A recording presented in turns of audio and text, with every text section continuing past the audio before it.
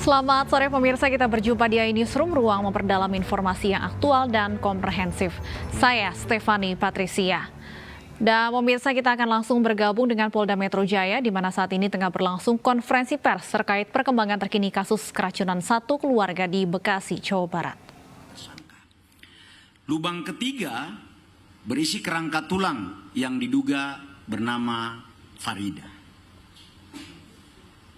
Jadi kalau kita lihat berarti ada berapa itu korbannya? 3 tambah 4 berarti 8, tambah 1 lagi di Garut 9. Sementara ya, ini yang tuh kepastiannya sedang kita proses. Itu yang saya sebut dengan ini menarik secara saintifik, baik ilmu sosial maupun ilmu kedokteran, ilmu eksat untuk kita dalami. Setelah kemarin kita ada kasus di Kalideres. Jumlah korban pembunuhan berantai sementara di Bekasi, 3 orang meninggal dunia, 1 orang selamat. Walaupun 1 orang selamat ini patut diduga juga terlibat dalam tindak pidana penipuan yang terjadi sebelumnya. Nanti kemungkinan setelah keluar dari rumah sakit kita akan sidik, kalau buktinya cukup kita jadikan tersangka. Di TKP Cianjur ada 4 kerangka, kemudian ada pengakuan dari tersangka, ada 1 kerangka lain dalam pencarian, belum ditemukan. Kemudian ada di Garut, ada 1 orang dikuburkan setelah sebelumnya dibuang ke laut. Jadi dia menjadi korban untuk menghilangkan jejaknya, dibuang ke laut, ditemukan oleh masyarakat, lalu kemudian dikuburkan secara wajar. Ini sedang kita dalami, rekan-rekan sekalian. Ini soal kemanusiaan untuk melawan kekejian. Kalau saja partner in crime ini tidak terungkap atau dibiarkan, bisa saja ada korban-korban selanjutnya. Ini yang saya terima kasih dan saya apresiasi kepada tim Polda Metro Jaya yang tidak hanya solid, tapi juga selalu konsisten dalam melakukan penyelidikan berbasis pengetahuan. Scientific crime investigation. Jangan terburu-buru menyimpulkan, tapi patuh dan taat kepada tahapan atau metode penelitian ilmiah. Polda, Mabes Polri memiliki resources untuk itu, apalagi didukung oleh para pakar dan ahli dari perguruan tinggi dan beberapa lembaga-lembaga kajian di bidang pengungkapan dan pembuktian. Pesan moral yang ingin saya sampaikan kepada rekan-rekan semuanya, kepada seluruh masyarakat, bahwa yang pertama, masyarakat perlu hati-hati dengan janji-janji mendapatkan kekayaan, kesuksesan dengan cara yang cepat dan mudah.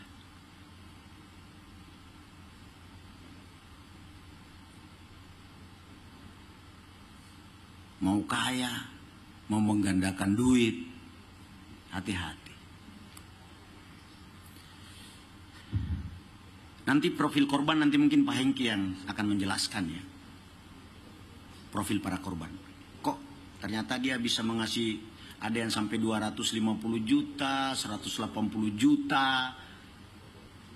Dari manakah mereka ini mendapatkan uangnya? Dan bagaimana para tersangka mengetahui bahwa dia punya duit? Nanti akan kita makin sedih mendengarnya bahwa mereka ini adalah pejuang-pejuang yang harusnya kita hormati. Mereka ini ada beberapa diantaranya adalah pejuang devisa. Upayakan untuk mengenal, yang kedua pesan moral yang ingin saya sampaikan adalah upayakan untuk mengenal lebih jauh orang-orang yang baru kita kenal agar terhindar dari praktik-praktik penipuan. Yang ketiga, kalau Anda masuk dalam perangkap partner in crime ini, perangkap partner in crime ini, Anda Bapak, Ibu, saudara-saudara sekalian tidak hanya rugi secara materi, bahkan besar kemungkinan akan kehilangan nyawa. Para korban ini uangnya diambil, nyawanya juga hilang. Sedang kita dalami pengakuan, ternyata ada tindakan-tindakan lain yang lebih keji yang dilakukan oleh para tersangka kepada para korban. Namun ini perlu kita buktikan. Yang keempat, jika ada sesuatu atau jika merasa ada hal-hal yang di luar kebiasaan ataupun terasa janggal, jangan ragu untuk menghubungi kami.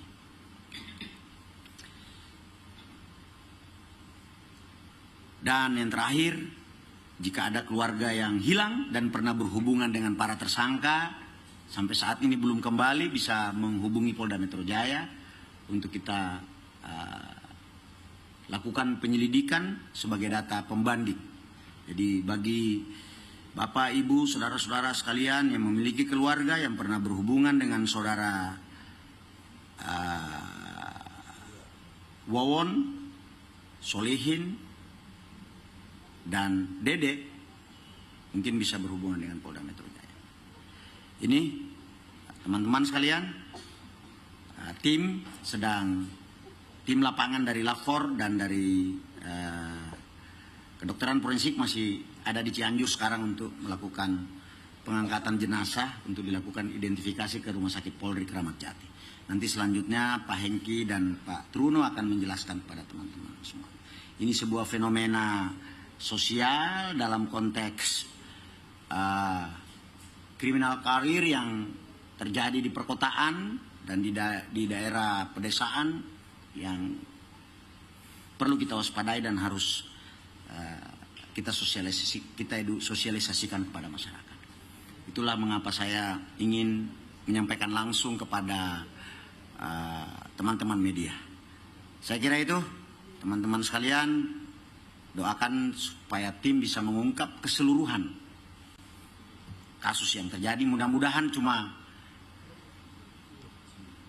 9 korban ini, ya, tidak ada korban-korban lain, ya, tidak ada korban-korban lain.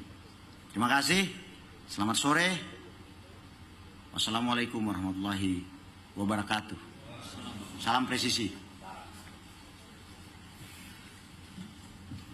Terima kasih ya. Kalau ada pertanyaan, nanti bertanya aja sama Pak Hengki langsung, ya. Interview in-depth, ya. In-depth, monggo. Mumpung Kabid Humasnya baru, direkturnya.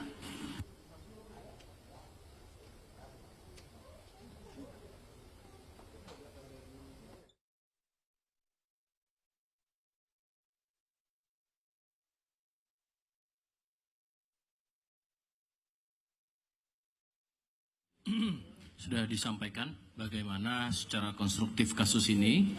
Namun demikian akan kami lanjutkan dengan bagaimana secara saintifik maupun proses pengungkapannya oleh Direktur Reserse Kriminal Umum Polda Metro Jaya. Untuk Kombes Hengki kami persilahkan. Baik, rekan-rekan sekalian, Assalamualaikum warahmatullahi wabarakatuh. Salam sejahtera buat kita semua. Kami perlu menjelaskan sejak awal terkait dengan terungkapnya kasus pembunuhan berantai ini.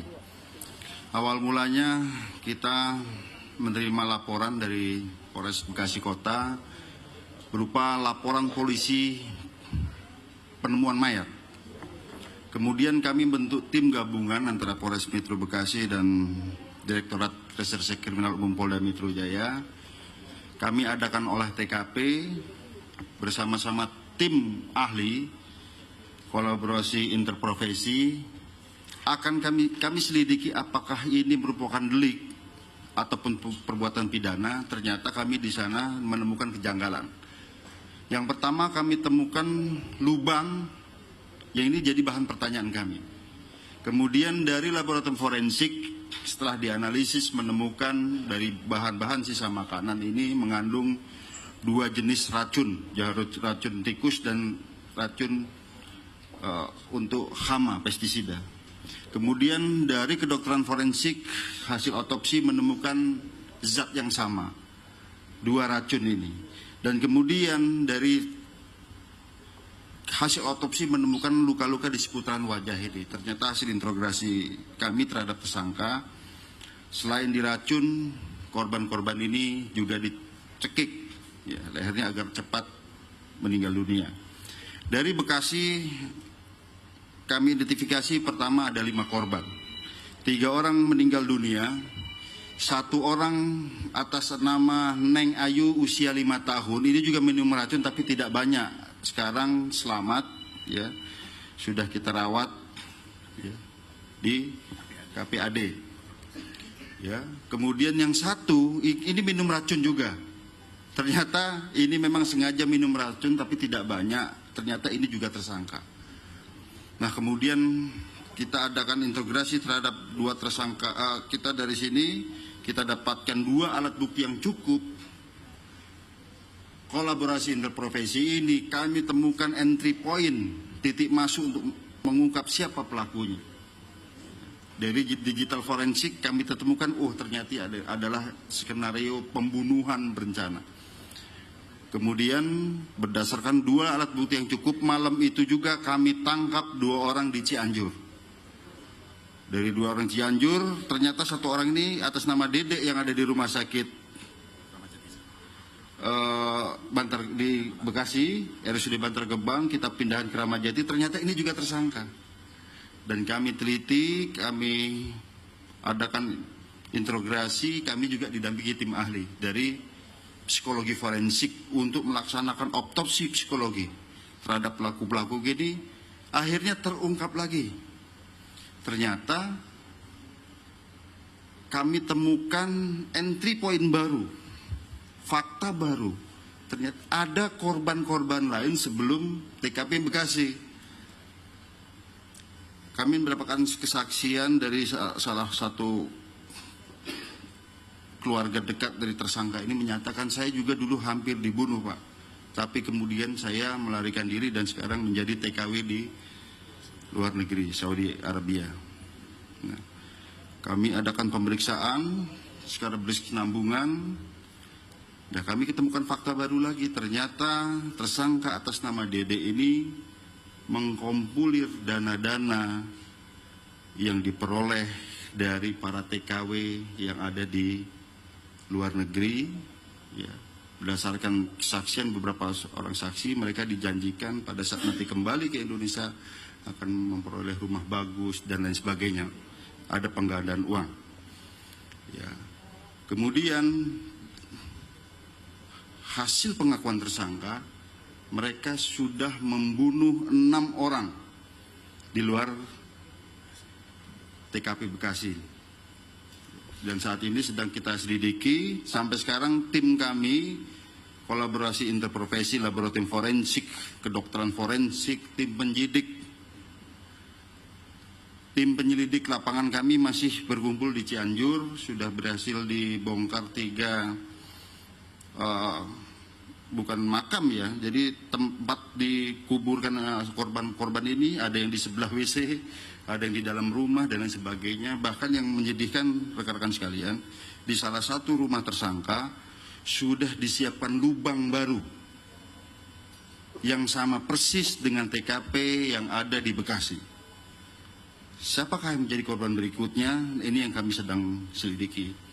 Namun yang menjadi catatan kita semua di sini yang perlu kami sampaikan pada rekan-rekan sekalian, bahwa korban sebagian besar berasal dari family tree dari para tersangka, istrinya, mertuanya, anaknya.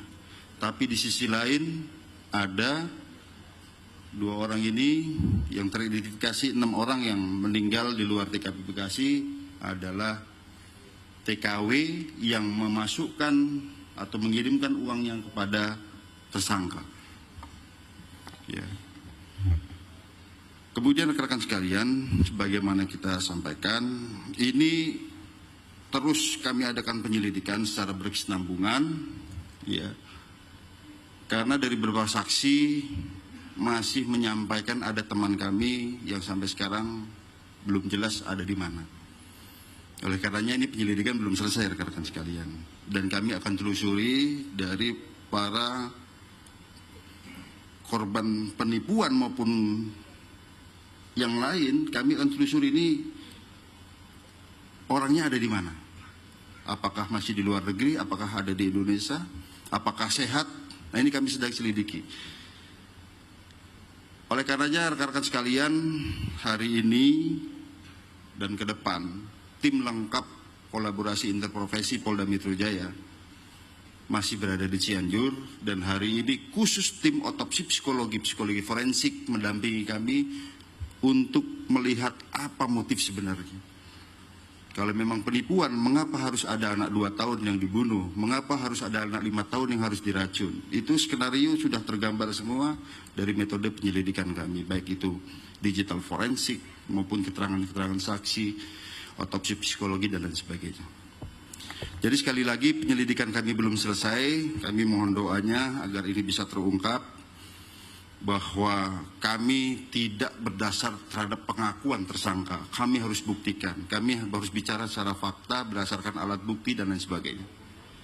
Saya kira demikian, kami persilakan mungkin kalau ada yang perlu ditanyakan bisa dijawab oleh Kapolres maupun saya pun Kabitumas maupun expert yang lain. Kami silakan. Baik, silakan satu dari sebelah kiri, silakan.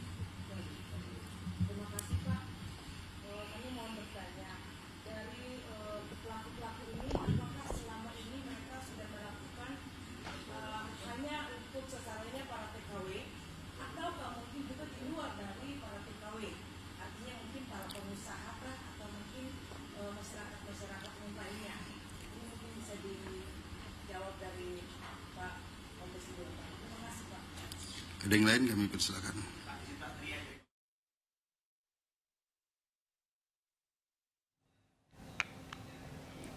Pemirsa, baru saja kita dengarkan keterangan pers dari Polda Metro Jaya terkait kasus dugaan keracunan satu keluarga di Bekasi yang ternyata merupakan rangkaian kasus pembunuhan berantai. Tersangka sudah diamankan dan polisi menemukan jenazah lainnya di rumah tersangka. Penyelidikan terkait dengan motif pembunuhan masih terus dilakukan hingga saat ini.